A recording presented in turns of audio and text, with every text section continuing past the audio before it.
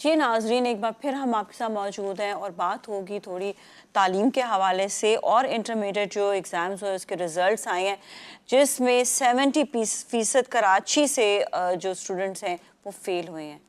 मतलब ये एक बहुत हैरानी की बात है। क्यों, इस पर बात करेंगे। हमारे साथ जो मेहमान मौजूद हैं, नदीम अहमद मिर्ज़ा जो chairman students parents federation of Pakistan है, उनसे हम बात करेंगे। अस्सलाम वालेकुम। जी, वालेकुम सलाम। क्या हाल है आपके? Thank you very much. जी बिल्कुल ठीक ठाक हैं। ये जो है ये 70% जो तालिबा हैं ये आखिर क्यों फेल हुए हैं, इस पे हम बात करेंगे। इसके साथ साथ लाड़काना में जो है वो काफ़ी फ़ीसद जो है वो पास हुए हैं। मतलब वहाँ पे फेल होने की जो कहते हैं ना कि शरह वो कम है। तो इतना बड़ा डिफरेंस जो है एक ही सूबे में क्यों आया है? देखिए, सबसे पहले पिछले साल 2023 में फर्स्ट ईयर के नताइज जारी होने के 1.5 घंटे के बाद ही हमने इसको इंडिकेट किया था। और इंडिकेट ना सिर्फ इंडिकेट किया था बल्कि 18 मुजाहरे किए थे हमने प्रेस क्लब पे और कराची जी। बोर्ड पे। और हमने इंडिकेट किया था, और हमारी जो फैक्ट फाइंडिंग कमेटी थी स्टूडेंट्स पेरेंट फेडरेशन की, उसने ये रिपोर्ट किया था कि 7 साल से ऐसा हो रहा है, पहली दफा नहीं हो रहा। अच्छा, ओके। और 70% बच्चे नहीं बल्कि तकरीबन रिजल्ट जो है वो 67% बच्चे फेल हो जाते हैं। हम्म। अच्छा, जो पास होते हैं वो भी फेल से बदतर होते हैं कि उनकी परसेंटेज जो है वो बिलो 50 होती है। वजह क्या है? वजह इसकी यह है कि आपको अगर इंजीनियरिंग में एडमिशन लेना है, अगर आपको मेडिकल में एडमिशन लेना है, एमडीकेट का टेस्ट देना है, तो उसकी कंडीशन जो है वो 60% है कि मिनिमम 60% फर्स्ट ईयर में होंगे। एक तो यही सरासर जुल्म है कि आप फर्स्ट ईयर के बेसिस के ऊपर इंजीनियरिंग कॉलेज में और मेडिकल कॉलेज में एडमिशन ले रहे हैं। चलें, अब उसके ऊपर जो है वो जब अगर आपके 60% है तो आप बेसिक क्वालिफाई ही नहीं करेंगे कि आप टेस्ट दे सकें। तो जो लोग पास हो रहे हैं उनकी परसेंटेज भी जो है वो कम है। आप बता रही हैं 70% 80% की बात नहीं है। 93% जिस बच्चे की मैट्रिक में परसेंटेज आई थी उसकी मैट्रिक के अंदर फर्स्ट ईयर में 4.83% आई। जी, मतलब ये तो क्यों हमने जब अब? उसमें मालूम किया तो पता हाँ। चला कि बगैर ओएमआर कोड के कापियां छपाई गई और वो कापियां सेल होती हैं।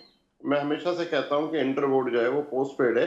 बच्चे को फेल कर दिया और फेल करने के बाद जो है वो उस बच्चे को बाद में जो है वो स्क्रूटनी के नाम पर उसके नाम पर उसको बोर्ड ऑफिस बुलाया। बोर्ड ऑफिस के अंदर घुसते ही ब्रोकर मौजूद हैं जो 20,000 से 1 लाख रुपए लेकर कापी रिप्लेस कर देते हैं। ये मसले का हल नहीं है। अब ऐलान किया गया है, कल ऐलान हुआ है कि साहब स्क्रूटनी फीस जो है वो 1,000 से लेकर 500 रुपए कर देगी। पिछले साल स्क्रूटनी फीस 400 रुपए थी जो बढ़ाकर 500 रुपए की गई थी। इस साल बढ़ाकर कम कर दी गई है। और स्क्रूटनी का कोई फायदा भी नहीं है। हमने वालिदैन को कहा है कि आप स्क्रूटनी ना कराएं, कोई फायदा नहीं, क्योंकि रीकैलकुलेशन होती है, रीअसेसमेंट होनी चाहिए। तो इसका जो मसले का हल हम पहले भी बता रहे थे, हम अभी भी बता रहे हैं और हमें बताते रहेंगे कि इस मसले का हल सिर्फ एक है कि कापियां जो हैं चेक करने के बाद बच्चों को वापस कर दी जाए, ताकि जी, बच्चे जो हैं अपना जो असेसमेंट स्क्रिप्ट है वो वो देख देख लें सकें। और उनके वालिदैन अच्छा, को वैसे देखें भी और उन्हें जो दिखाएं। वालिदैन है वो एहतजाज कर रहे हैं और वो चाह रहे हैं कि उनके पर्चे उनके दिखाए जाएं। नहीं, देखिए, पर्चे वो दिखाते नहीं है, स्क्रूटनी के नाम पर जो है वो सिर्फ रिकैलकुलेट करते हैं। और हमने पिछली दफा कोशिश की थी इसमें। देखें, जरूरत इस अमर की, जो कराची के स्टेक होल्डर हैं, कराची के साथ हो रहा है कि कराची का बच्चा जो है वो मेडिकल और इंजीनियरिंग कॉलेज में एडमिशन नहीं ले सके। नंबर एक। नंबर दो, कि जिन लोगों का 50% सीटें जो हैं वो कराची की, वो वैसे ही अंदरूनी सिंध के लोगों को चली जाती हैं। अब वहां से डोमिसाइल भी बनने शुरू हो गए हैं कि वहां के जो टॉपर थे, जिन लोगों ने एमडी गेट में इसमें ज्यादा एग्जाम नंबर के थे, उन लोगों के डोमिसाइल कराची के बनाकर उनको भी कराची में एडमिशन दिला दिया जाए। हमने ये मुतालबा किया था कि कराची के लिए डोमिसाइल की जरूरत नहीं है। सिंपल, जिस बच्चे के वालिद और वालदा का 20 साल से कराची में वोट रजिस्टर्ड है, कोई कराची आइट है। अब आज सूरत हाल ये है कि एक बच्चे का जो है वो उसके वालिद का शनाख्ती कार्ड जो है वो वोट जो है वो नवाबशाह में और सांगड़ में और शिकारपुर में और दादू में रजिस्टर्ड है, लेकिन एडमिशन वो कराची के कोटे में ले रहा है क्योंकि उसका डोमिसाइल कराची का है। तो ये भी एक इशू है। अब ये जो मुख्तलिफ पॉलिटिकल पार्टीज के लोग जो हैं वो प्रेस कॉन्फ्रेंस कर रहे हैं, मुजाहरे कर रहे हैं, या इससे कुछ भी नहीं होगा। इसका हल क्या लगता पिछले है साल आपको? भी क्या क्या हुकूमत हो ने, सकता है? देखें, इसमें तरीकाकार ये है कि हम अभी जो है वो एक एजुकेशन कॉन्फ्रेंस भी करने जा रहे हैं और हम चाह रहे हैं कि तमाम स्टेक होल्डर्स जो हैं जो कराची में वोट के तलबगार हैं, वो तमाम लोग जो है वो एक स्टेज पर, तमाम एनजीओ एक पेज पर आ जाएं और आकर जो है वो ये मुतालबा करें कि एक तो सबसे पहले कि इंटर और मैट्रिक बोर्ड को मर्ज होना चाहिए। दूसरा, ये जो इम्तिहानी सिस्टम है इसको चेंज करके सारा एमसीक्यूज पर मबनी सिस्टम होना चाहिए, जी। जिसको आप OMR machine optical marks readers के तहत चेक करा लें। और जब तक ये नहीं होता उस वक्त तक जो कापियां हैं वो बच्चों को वापस कर दी जाए और बच्चे अपने असेसमेंट खुद कर लें और अगर कोई असेसमेंट गलत हुआ है तो उसको चैलेंज कर दे। यही तरीकाकार है मेरिट के ऊपर। अच्छा नदीम साहब। आपने स्क्रूटनी फॉर्म जमा करा दिया, जी। 1000 रुपए 500 रुपए दे दिया। अब इससे अंदाजा करें कि अगर 1 लाख बच्चा है, उनके 7 पेपर है, 7 लाख बच्चों के आप पैसे जो है, जब मैंने बोर्ड के जराये से मालूम किया, उनसे बातचीत की, उन्होंने कहा जी हमारे पास तो गवर्नमेंट पैसे ही नहीं देती, कहती है खुद कमाओ खुद खाओ। हमारे 16-17 करोड़ रुपए गवर्नमेंट के ऊपर है, तो जाहिर है कि हमारा जो आमदनी का जरिया है वो यही है कि हम बच्चों से फीस ले लें। गवर्नमेंट के बच्चे फीस देते नहीं है, सरकारी बच्चों से जो प्राइवेट में पढ़ रहे हैं उनसे फीस ले लें और जो स्क्रूटनी वगैरह के नाम पर पैसे आ रहे हैं इससे हम बोर्ड के एक्सपेंसेस चला रहे हैं। तो ये भी एक गलत है और होना यही चाहिए कि आप स्क्रिप्ट जो 7 रुपए किलो के हिसाब से आप 10 महीने के बाद बेच देते हैं हमारी कापियां, वो हमें वापस कर दें। तो हम एक मुहिम चलाने जा रहे हैं कि हमारे पर्चे वापस करो, हमें पर्चे वापस चाहिए। हम पर्चे खुद चेक करेंगे, हम स्क्रूटनी के नाम पर पर्चा 500 रुपए आपके पास जमा नहीं करेंगे। ठीक है, ये ये तो इसका एक हल है जी और जी। इसके लिए तमाम स्टेक होल्डर्स को एक होना पड़ेगा। और ये जो कराची के खिलाफ साजिश पिछले 30 साल से जारी है, इस साजिश का अब वक्त आ गया है कि इसको खत्म किया जाए, इसका कलाकुमा किया जाए। क्योंकि अगर ये नहीं किया गया कि हमारा, क्योंकि सबसे ज्यादा पैसे जी। कराची वाले खर्च करते हैं बच्चों की एजुकेशन पर। कापियां खरीदते हैं, किताबें खरीदते हैं, 6-6 यूनिफॉर्म खरीदते हैं, साल में 13 महीने की फीस देते हैं, 12 महीने की फीस और 1 साल एनुअल फीस देते हैं। ये देने के बाद जब हमारा बच्चा पढ़ा कर मैट्रिक कर लेता है 80-90% से और जाकर फर्स्ट ईयर में वो फेल हो जाता है। It's a very serious issue actually. देखिए, एजुकेशन के मामले में हम हमेशा कहते हैं कि एजुकेशन जो है वो एक बच्चे के लिए, एक बड़े के लिए या किसी भी शख्स के लिए एक एसेट है। उसके लिए वो जायदाद है, उसके लिए वो सब कुछ है, सरमाया है उसके लिए। और यहाँ पर अगर एजुकेशन की वजह से ये मसाइल आ रहे हैं तो नेचुरली वो अपने सरमाए का ख्याल ज़रूर रखेंगे, वो अपनी जायदाद के लिए वो ज़रूर उसके लिए, अपने हक के लिए ज़रूर जो है वो आगे उठ खड़े होंगे। द थिंग इज़ दिस, एक चीज़ ये भी कि सिस्टम अभी तक चेंज क्यों नहीं हुआ, जबकि एमसीक्यूज अगर देखे जाएं तो इट्स मोर डिफ़िकल्ट, मतलब वो ज़्यादा मुश्किल है एग्ज़ाम, इसलिए कि आपको पूरी पूरी किताबें पढ़नी पड़ती हैं, क्योंकि कहीं से भी आपका जो है सवाल आपके पास आ सकता है।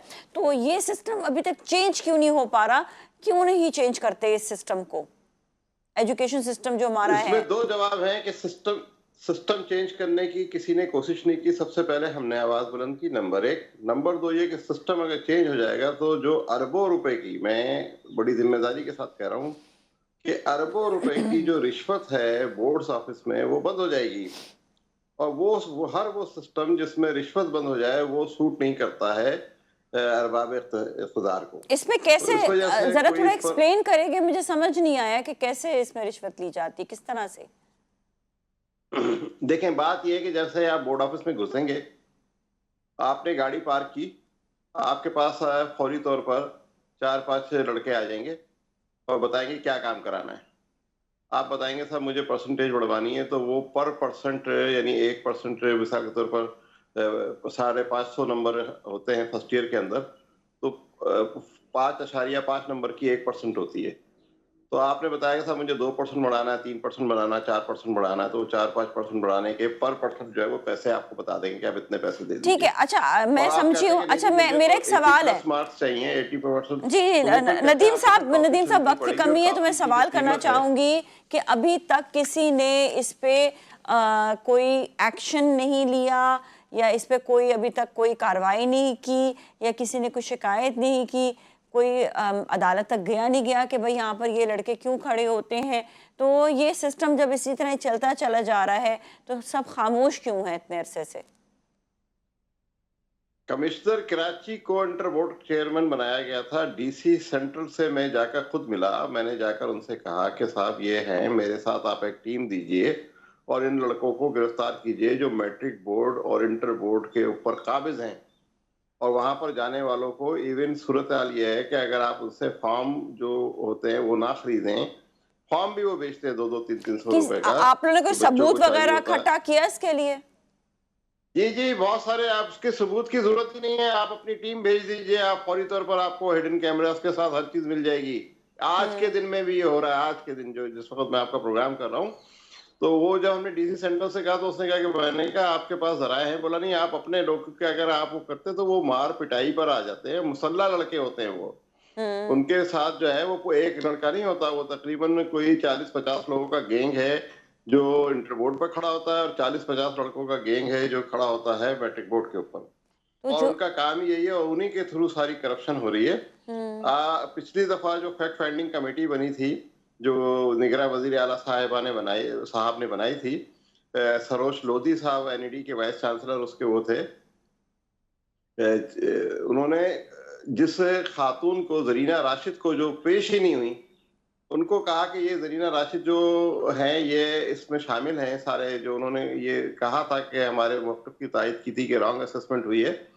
तो जरीना राशिद को ही जब से पिछले साल से अभी तक कंट्रोलर का चार्ज दिया हुआ है। कोई मुस्तकिल कंट्रोलर नहीं है, कोई मुस्तकिल चेयरमैन नहीं है। अभी मैट्रिक ठीक है। बोर्ड में जो कुछ हो रहा है उसी को अप्रिशिएट करते हुए मैट्रिक बोर्ड के चेयरमैन को, इंटर बोर्ड के चेयरमैन के, मैट्रिक बोर्ड में कौन सा जो है मिठाई बट रही है, ये ठीक अच्छा है जी। काम हो रहा है। जी जिस नदीम तरीके साहब, से थैंक यू सो इस मच, दफा आपके वक्त का बहुत बहुत शुक्रिया। It's a very serious issue, क्योंकि जहाँ पे एजुकेशन की बात आती है तो वो आप ये समझ लें कि हम आगे अपने जो फ्यूचर है उसको कहाँ पर लेकर जा रहे हैं। इसके साथ ही जाएंगे ब्रेक की जाने, ब्रेक के बाद फिर मिलेंगे, स्टे विद अस।